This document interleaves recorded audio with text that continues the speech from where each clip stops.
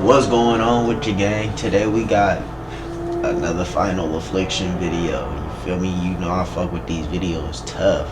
So this girl was ripped apart by a pack of sharks in front of her family. Hold on, let me close this window, gang.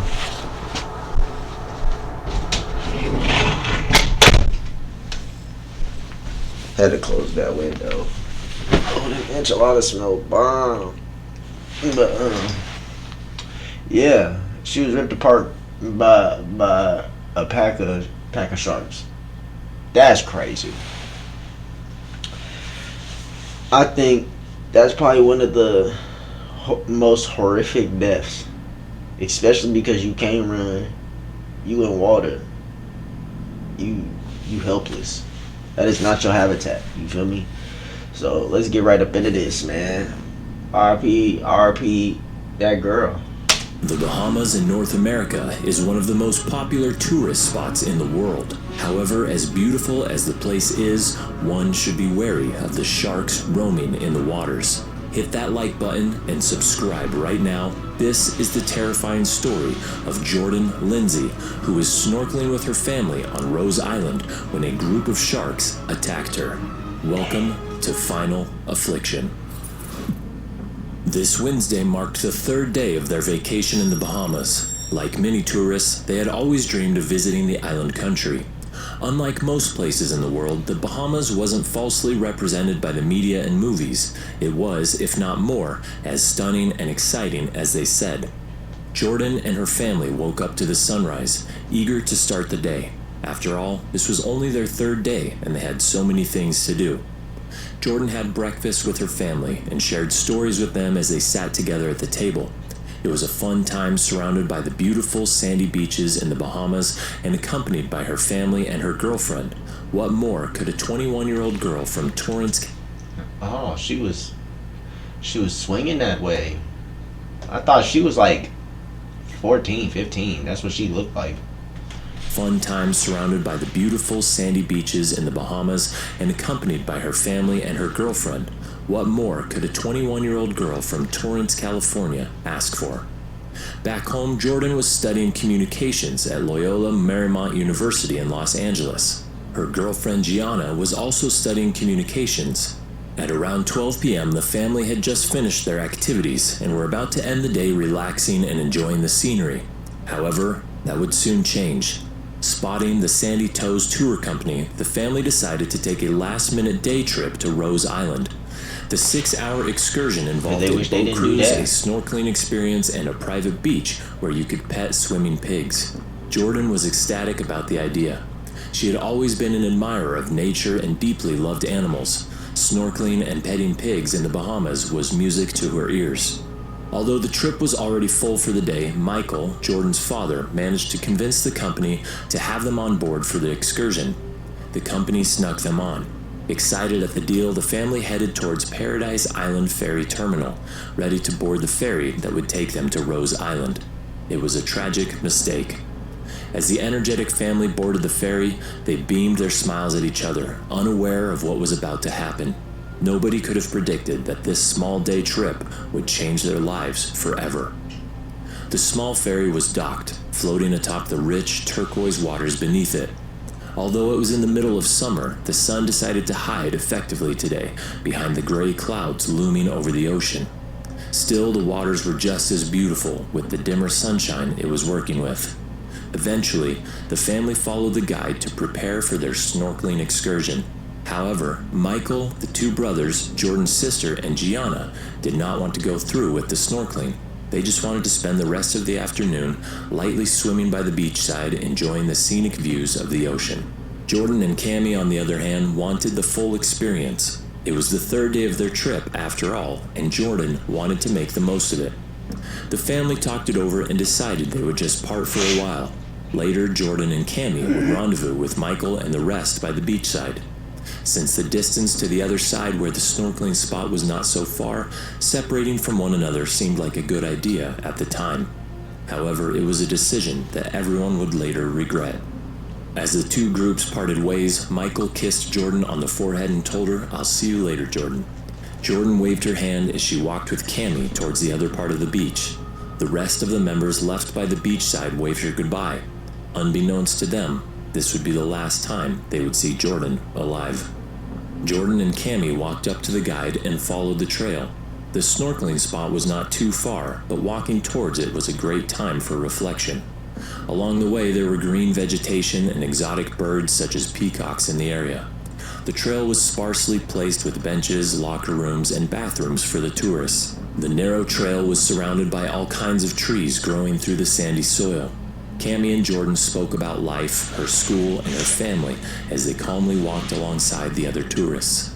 The bright 21-year-old had many aspirations and a great future ahead of her. Eventually, they reached the snorkeling spot. Donning their wetsuits, Jordan and Cammie prepared for the fun experience. Jordan was particularly excited to see the underwater critters. Like, your pops is there. When do you just be like, okay, no, let's get to the crib. Let's get to the hotel. Cause I know me. Once we done doing whatever, oh yeah, it's time to go back to the hotel and I need to blow me one. What? Come on now, you gotta there's gotta be a time where you just say no and lay down that law. Cause when you say no, a lot of bad shit don't happen. Like, come on, be for real. That's just, bro, a simple no. Y'all spotted that shit. A simple no. And then, not only that, you could have took the no when they said, no, we can't board any more people. No, let's bribe this man to get us on here. Not only did you get your daughter eaten, you got them in trouble. Crazy. Was meandering around. Y'all shouldn't have been on there. It was time to go. Jordan headed towards the deeper part of the water, admiring nature through her goggles. It was great timing as the sunlight began to show itself again, illuminating the beautiful structures of coral reefs under the water. Cammie had also gotten in the water and was thoroughly enjoying her underwater exploration. However, as the two enjoyed their experience, death reared its ugly head. As Jordan continued looking through the water, Cammie broke through the surface. Suddenly, she heard Jordan yell, "Mom!" She turned her head and saw something strange. At first, she thought it was a school of dolphins surrounding Jordan, and that Jordan wanted to show it to her. However, as she looked more intently, an ominous feeling enveloped her. It was a feeling no mother ever wanted to feel. A school of sharks had approached Jordan out of nowhere. Immediately, Cammie's motherly instincts kicked in. She shouted at Jordan from a distance, telling her to swim towards her. However, it was futile. Without warning, the school of sharks pounced on her, biting her everywhere. Jordan fought hard, but there was already blood in the water, and the sharks had become frenzied. Jordan let loose blood-curdling screams, prompting Cammie to approach her.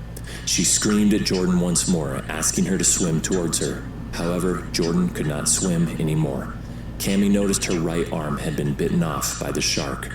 Horrified at the sight, Cammie immediately sprang into action, swimming towards Jordan despite the risk of getting attacked herself. Naturally, she was fearful of swimming into the chaos, but she didn't care. The fear of losing her child overtook any instinct to run and call for help. It was simply something any loving mother would have done. Cammie reached Jordan and fought off the sharks, punching the beasts in the nose and hitting them with everything she had. As she pulled on Jordan, the young girl told Cammie, "Mom, there's another shark coming." The shark sped towards them like a freight train. It bit off another chunk of her lower leg. Jordan was bleeding profusely. Cammie never gave up. She hauled Jordan toward a nearby rock and called for help. Eventually, a boat from the Sandy Toes snorkeling tour rushed to her aid. Michael and the other family members were petting pigs by the beachside when they heard of a teenager attacked by sharks in the snorkeling area. After waiting a few minutes, Jordan was taken by an ambulance to a hospital in Nassau. However, upon arrival, she was pronounced dead. When Michael and the rest arrived at the hospital, they were too late. Jordan had succumbed to her injuries. In the subsequent months following her death, the family criticized the company for not having any protocols when it came to shark attacks. Oh, hell no! That's y'all fault. Y'all bribed them in. What? What? You... Oh! Oh! Oh, you motherfuckers, you. I need to smoke. Where my lighter at? You motherfuckers, you. Oh, you motherfuckers, you. Oh, y'all deserve to get fucking smacked. Like, come on, bruh. Nah. And my lighter's gone? Oh, no. We're not doing this. Oh, there it is. What the fuck I thought? We about to get right back up into this, gang. Hold on. What the fuck?